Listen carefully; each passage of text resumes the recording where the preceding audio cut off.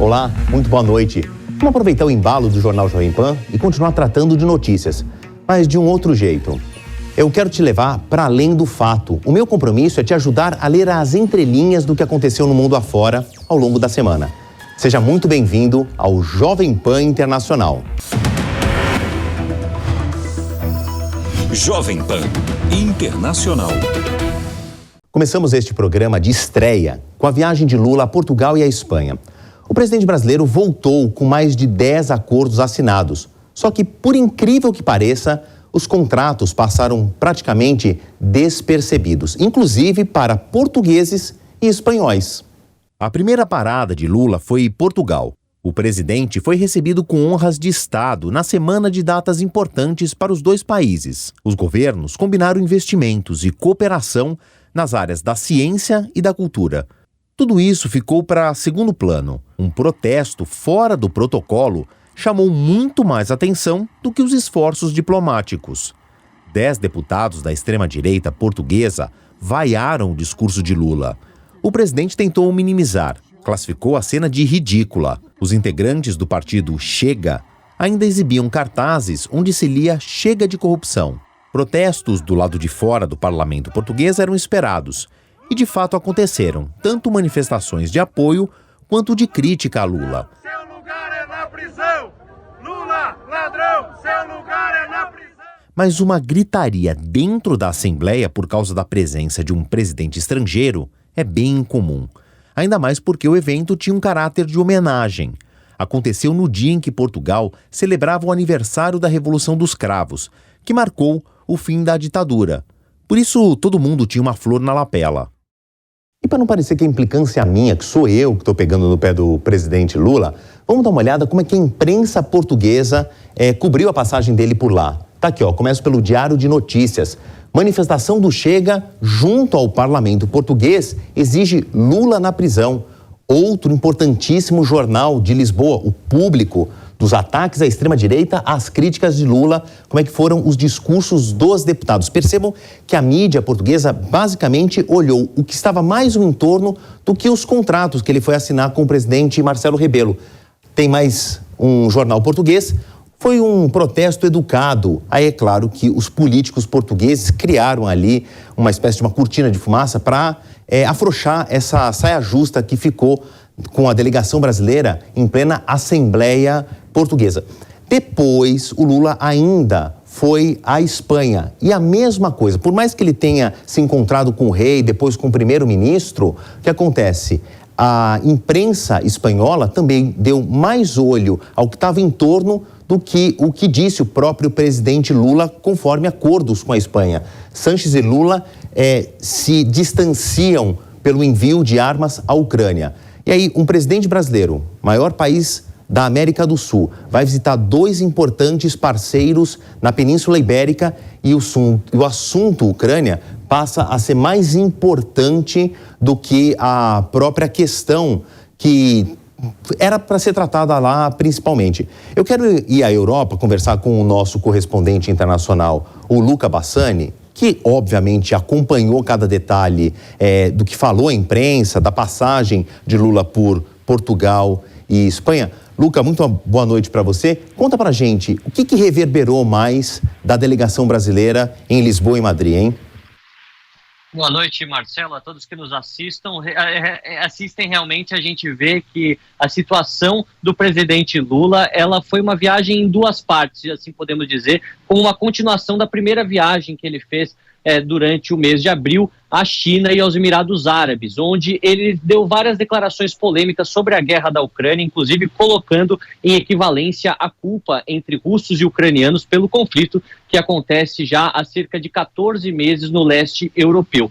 Então, os parceiros europeus cobravam uma postura mais clara sobre essa questão nessa primeira visita oficial do presidente à Europa, começando por Portugal e também pela Espanha. Porém, todos esses assuntos acabaram, como você bem disse, distanciando a pauta principal do presidente, que era falar sobre os acordos relacionados ao Mercosul e à União Europeia, um acordo que foi travado há mais de 20 anos e que há ainda esperança de poder ser aprovado esse ano após a ratificação de todos os parlamentos.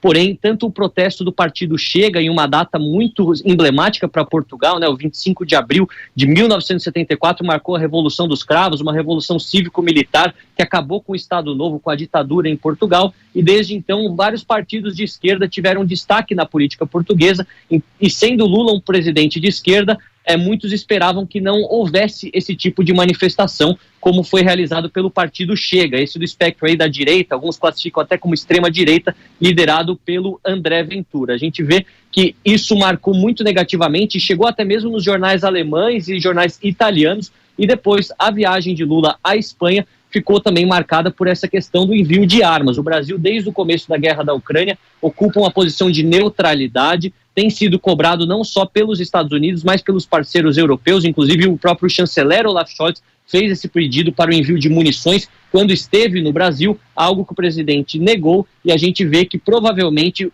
pelo tempo que essa guerra continuar a durar, esse será um ponto de divergência entre o Brasil e os seus respectivos parceiros europeus por quebrar a posição histórica de neutralidade que o Brasil sempre ocupou. Porém, posições mais claras relacionadas às invasões provocadas pela Rússia, a integridade territorial da Ucrânia, a quebra dos direitos humanos, tudo isso será cobrado de maneira mais explícita pelo presidente nas suas demais viagens para a Europa, que estão marcadas já para este ano de 2023.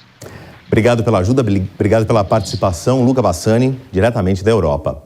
Antes de voltar para o Brasil, o presidente Lula ainda encontrou tempo de cometer um deslize que provocou uma enxurrada de críticas por parte dos israelenses nas redes sociais. Vamos ouvir a declaração do presidente. A ONU era tão forte que em 48 ela conseguiu criar o Estado de Israel. Em 2023 ela não consegue criar o Estado palestino. Só para a gente medir o que aconteceu nesses anos todos. Nenhum exagero dizer que houve uma enorme manifestação, então, de pessoas na internet, e não foram só de israelenses, pessoas comuns. Olha o que a Embaixada de Israel aqui no Brasil escreveu, declaração da Embaixada. Lamentamos ouvir a declaração do presidente Lula dizendo que a ONU criou Israel, mas não conseguiu criar um Estado palestino. A verdade é o contrário. E aí um recado para o Lula, é importante olhar para os fatos históricos. Ainda enquanto estava em Madrid, Lula chegou a propor um clube da paz. A ideia seria que os países do G20 contribuíssem para acabar com a guerra na Ucrânia. O presidente até citou a China como integrante fundamental nessa força-tarefa, e nisso Lula tem razão. Tanto que Xi Jinping ligou para Volodymyr Zelensky e o mundo inteiro ficou prestando atenção nessa conversa. O telefonema mais importante da semana demorou para acontecer. O presidente da Ucrânia já tinha pressionado por uma conversa lá no final de março, quando o líder chinês viajou para se encontrar com Vladimir Putin em Moscou. O que ficou acertado? A China vai mandar representantes à Ucrânia para avaliar uma proposta de cessar-fogo o mais rápido possível. Eu tenho para mim que Zelensky queria mais. A esperança do presidente da Ucrânia era que o governo chinês pressionasse o Kremlin pelo fim da guerra. Xi Jinping já tinha apresentado uma proposta de paz, que Kiev avaliou de irreal. Eu queria colocar nessa conversa o meu xará, o professor Marcelo Suano, para ajudar a gente a entender essa causa. Suano, a gente sabe que a China hoje é uma aliada de primeira grandeza da Rússia. E se tem alguém no cenário internacional hoje que tem capacidade de parar essa guerra, é Xi Jinping. Claro que a Ucrânia queria esse tipo de pressão, mas convenhamos, qual que é a possibilidade disso acontecer de verdade? Primeiro, a guerra chegou um momento de um impasse. Tudo aquilo que poderia ter sido feito nesse momento, até chegar a um time em que houve conquistas de territórios, em especial a questão da Crimeia se tornou fundamental, chegou-se a um momento que ou a Rússia retrocede e cede todo o território que foi conquistado, ou a Ucrânia cede para aqueles territórios que a Rússia considera agora como parte do seu patrimônio, ou estando sob sua soberania. Esse impasse não tem como ser resolvido, exceto se houver um momento em que haja o esgotamento, seja da Ucrânia, seja da Rússia, ou o esgotamento dos dois. Ora, quando você traz a China, traz dentro da perspectiva de que a China poderia convencer os russos de retroceder, mesmo porque a Ucrânia não está querendo, em hipótese nenhuma, retomar a sua condição de país soberano sem aquilo que é a sua integridade territorial, tal qual foi acordado em 1991. Esse é o grande problema. Quando você olha, por exemplo, a questão fundamental que é a Crimeia ela não é uma região qualquer.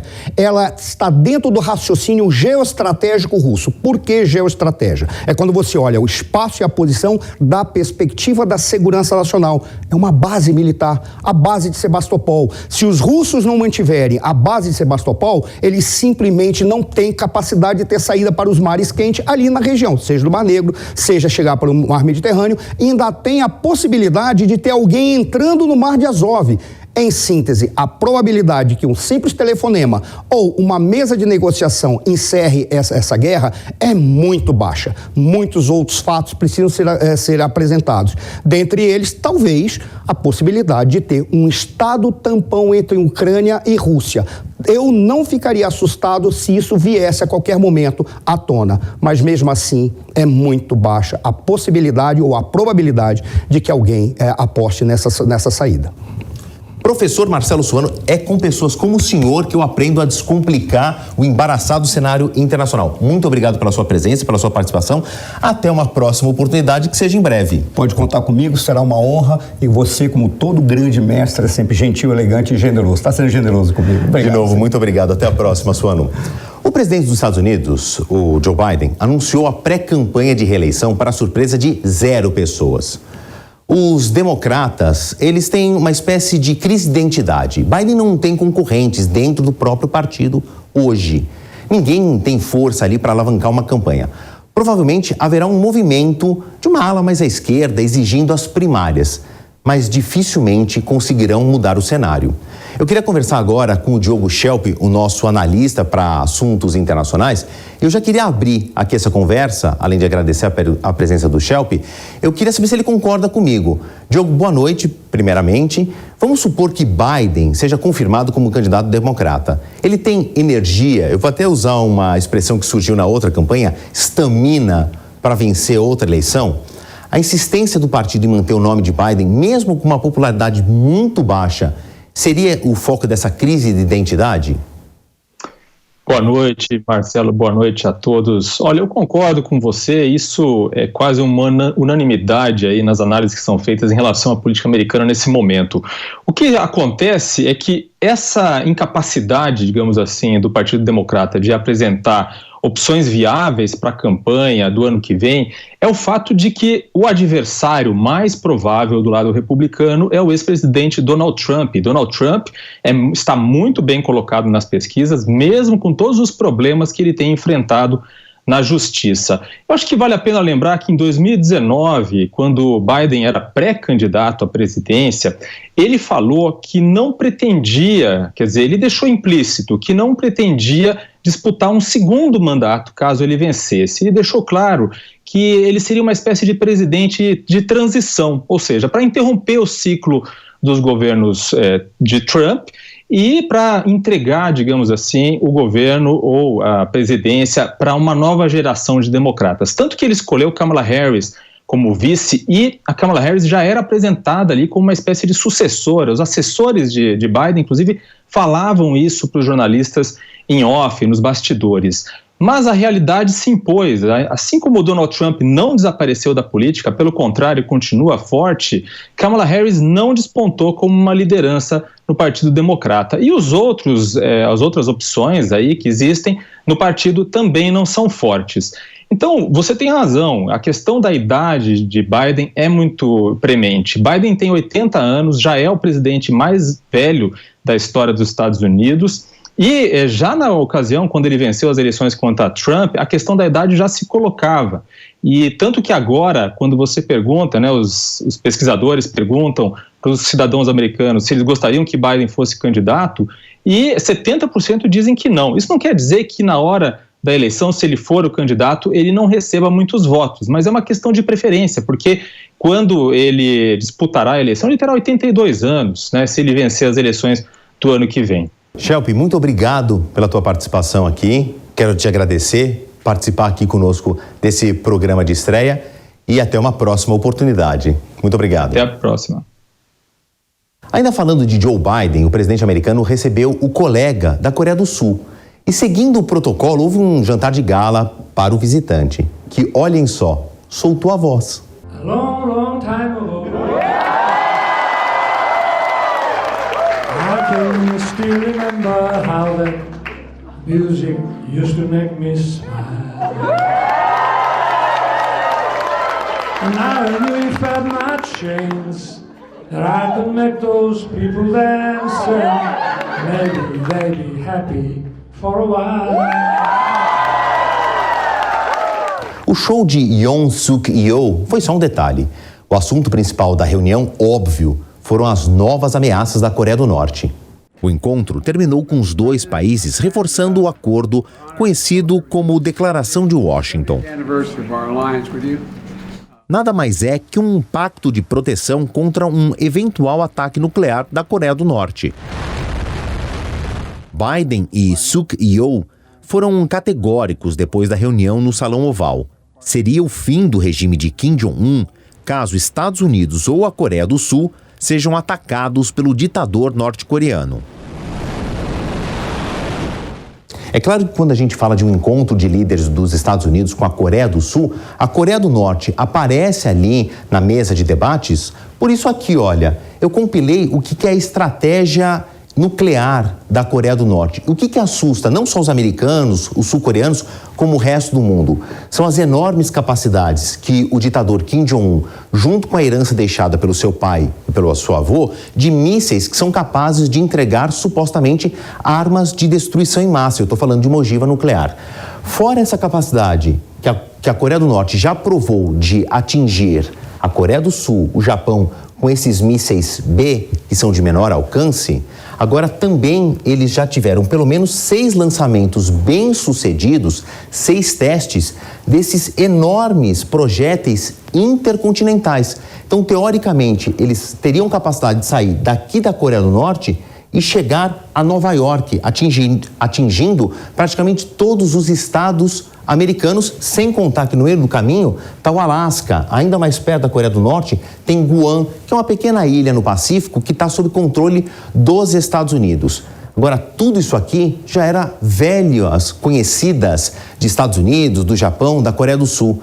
O que chamou a atenção mais recentemente é o ditador da Coreia do Norte falar que vai lançar um satélite. E não é qualquer satélite, não. É um satélite espião. O ditador anunciou que a Coreia do Norte está prestes a lançar o seu primeiro equipamento espião. O líder norte-coreano afirmou que o objetivo é responder ao que chamou de grave ambiente de insegurança provocado pelos Estados Unidos e a Coreia do Sul. Sem falar em uma data, Kim Jong-un afirmou que o desenvolvimento do primeiro satélite de vigilância do país foi concluído em abril deste ano e uma equipe já prepara o seu lançamento.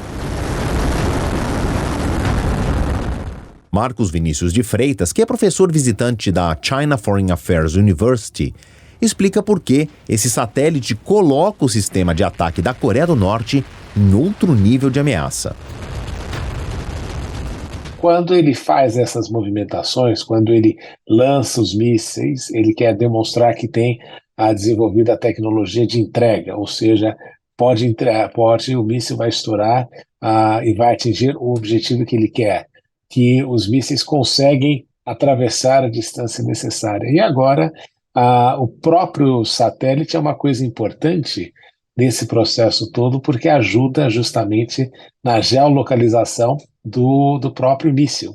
Então, tudo faz parte dessa estratégia de incremento e de mostrar, de flexionar os músculos justamente para que a região e principalmente os Estados Unidos não queiram, de alguma forma, prejudicar a continuidade e a perenidade da família aqui no poder. A Coreia do Norte, particularmente o Kim Jong-un, o terceiro na linha de sucessão familiar, não é? Ele entendeu que o elemento para manutenção da sua família no poder, da continuidade da Coreia do Norte independente, seria através da questão nuclear e da ameaça aos seus vizinhos, inclusive a China, com quem a Coreia do Norte tem um relacionamento muito próximo. E uma das coisas neste processo todo é justamente você sempre demonstrar que está um passo adiante ou que você está desenvolvendo capacidades que normalmente não se esperaria, justamente pelo fato de a Coreia do Norte enfrentar uma série de sanções, de restrições econômicas, uma série de coisas nesse sentido. Eu conversei com o professor Marcos Vinícius de Freitas também sobre a posição do Japão. O ministro da Defesa japonês disse que vai derrubar o satélite caso a Coreia do Norte realmente lance o aparelho. A ameaça, de certa maneira, não condiz com a Constituição pacifista que o país adotou depois da Segunda Guerra Mundial. A resposta do Japão à Coreia do Norte é no sentido de relembrar a Coreia do Norte de que qualquer ação pode ter uma reação maior. Mas, obviamente, que ninguém vai querer, neste momento, criar uma guerra nuclear. A grande pergunta que a gente sempre se faz é quem é que teria a coragem de apertar o botão pela primeira vez. Na história só teve os Estados Unidos, né? Os chineses adotam uma frase muito importante e um princípio da sua política externa, por exemplo, de que eles não serão os primeiros a acionar o gatilho nuclear. E é por essa razão que até mesmo quando se falava na guerra da Ucrânia, os russos utilizarem a opção nuclear, uma das coisas que faria com que a China deixasse apoiar seria justamente a utilização de armas nucleares. Então, quando a gente olha para a Coreia do Norte, a grande pergunta é se Kim Jong-un teria o interesse de fazer isso e quais seriam as consequências que ele enfrentaria nesse sentido. A guerra civil no Sudão entrou na segunda semana. O número de mortos passa de 500, são mais de 4 mil feridos. O conflito provocou a fuga de milhares de moradores da capital Khartoum. Quem não tem para onde ir sofre com o desabastecimento. Falta de tudo, especialmente combustível e alimentos. A Organização Mundial da Saúde estima que 60% dos hospitais e clínicas da cidade estão parados por conta dos ataques.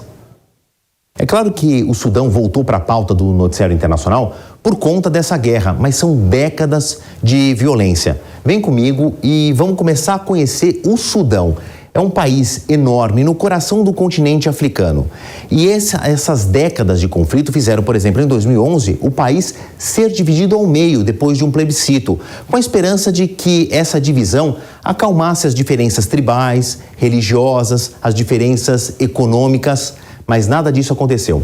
Vamos voltar aqui a olhar especificamente para o Sudão. E para entender este conflito de agora, são importantes 3 personagens. A começar pelo Omar al-Bashir, que foi presidente entre 1993 e 2019. Não é exagero nenhum também chamá-lo de ditador.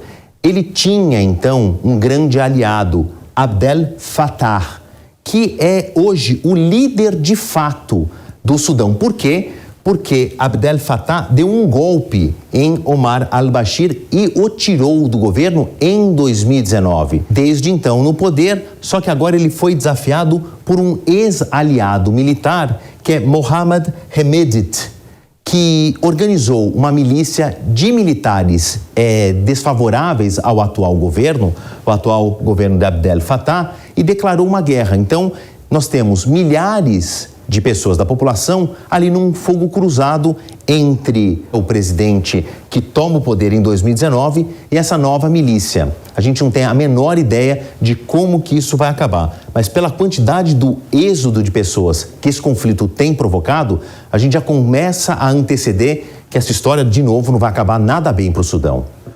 O Papa Francisco autorizou mulheres a votarem na próxima Assembleia dos Bispos. A informação foi confirmada pelo Vaticano. Vamos acompanhar na reportagem de Malu Bacarin. Essa é a primeira vez na história que mulheres poderão votar em um sínodo dos bispos. A decisão do Papa Francisco respeita a política do pontífice de dar mais espaço às mulheres dentro da Igreja Católica. A próxima reunião de bispos acontece em outubro e tem como objetivo discutir o futuro da instituição. O direito de votação é algo que as mulheres reivindicavam há muito tempo. Segundo um documento divulgado pelo Vaticano, além dos bispos, arcebispos e outros religiosos eleitos em conferências episcopais, outros 70 integrantes que representam os fiéis poderão votar. Metade deve ser composta por mulheres. Além do público feminino, leigos não consagrados também vão poder participar da votação no sínodo. A Assembleia foi criada nos anos 60 e desde então vem modernizando a Igreja. Em julho do ano passado, Francisco nomeou mulheres para fazer parte do conselho dele, responsável por orientar decisões do pontífice, como a escolha de novos bispos pelo mundo. As escolhidas foram 2 freiras e uma advogada-chefe da Associação das Organizações de Mulheres Católicas. Apesar das mudanças, o Papa ainda não permite sacerdotes do sexo feminino, outra reivindicação por parte das mulheres. Na próxima segunda-feira, Nova York recebe o tapete vermelho mais importante do mundo da moda. É o Met Gala. E falando em celebração, você já pensou em brindar com uma cerveja em pó? E olha este avanço da tecnologia. A polícia americana está usando um cachorro robô para procurar sobreviventes em escombros. Este é o nosso giro rápido de notícias internacionais com Malu Bacarin. Na próxima segunda-feira, acontece o tapete vermelho mais importante do ano, o Met Gala. O evento, que acontece no Metropolitan Museum of Art, em Nova York, reúne diversas celebridades todos os anos. O tema de 2023 homenageia Karl Lagerfeld, considerado por muitos uma das figuras mais influentes do mundo da moda. O designer alemão, que morreu em 2019 aos 85 anos, é conhecido principalmente pelo trabalho em marcas de luxo como Chanel e Fendi. E a lista de quem vai ou não é aprovada por ninguém menos que Anna Wintour, editora-chefe da revista Vogue americana e integrante da presidência do Met Gala desde os anos 90. Além de Wintour, integrantes honorários também presidem o evento. Ano passado, a atriz Blake Lively e o marido, o ator Ryan Reynolds, ocuparam a posição.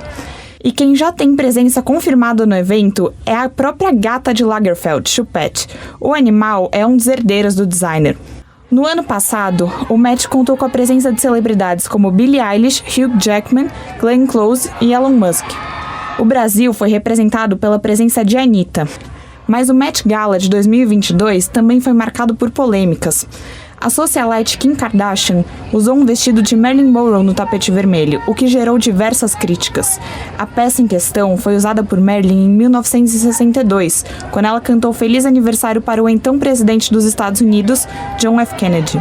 Kim foi acusada de arruinar o vestido e também foi criticada por emagrecer 7 quilos em apenas 3 semanas para conseguir vestir a roupa. O Met Gala arrecada fundos para o Metropolitan. Depois do evento, a exposição fica aberta para o público que visita o museu. Uma cervejaria na Alemanha desenvolveu uma cerveja em pó para reduzir a emissão de carbono das exportações da bebida. Segundo o gerente do estabelecimento, a redução é de 0,5%, o que pode ser uma quantia gigantesca se adotada em todo o mundo. Para preparar a cerveja, é necessário adicionar algumas colheres de água e misturar. A pesquisa já está em andamento há 2 anos e está no último estágio. As primeiras degustações foram definidas como promissoras. Até o momento, o álcool não foi incorporado na bebida, o que deve acontecer em breve. Mas os criadores afirmam que o pó já tem sabor de cerveja e que pode produzir opções quase ilimitadas. Entre elas, lager, pilsen ou até mesmo a cerveja escura. A cervejaria pretende colocar o produto pronto no mercado até o final do ano. A polícia de Nova York anunciou uma nova ferramenta para garantir a segurança da população: cachorros robôs. A tecnologia pesa cerca de 32 quilos e é controlada remotamente. O objetivo é usá-la em situações de risco, como confrontos com reféns. Os dispositivos foram revelados este mês, mas já estão sendo usados. Depois de um estacionamento desabar em Manhattan, os robôs entraram no local em busca de vítimas. Os bombeiros precisaram ser retirados por conta das condições instáveis por lá. A tragédia deixou 1 morto e 5 feridos. Mas essa não é a primeira vez que a polícia nova-iorquina tenta usar cachorros robôs. Em 2021, algumas máquinas consideradas assustadoras e distópicas foram descartadas pelos oficiais. E este foi o nosso programa de estreia. Fica aqui o nosso agradecimento pela sua audiência e fica também o nosso compromisso de te manter muito bem informado de tudo que acontece mundo afora. Até a semana que vem. Jovem Pan Internacional. A opinião dos nossos comentaristas não reflete necessariamente a opinião do Grupo Jovem Pan de Comunicação. Realização Jovem Pan News.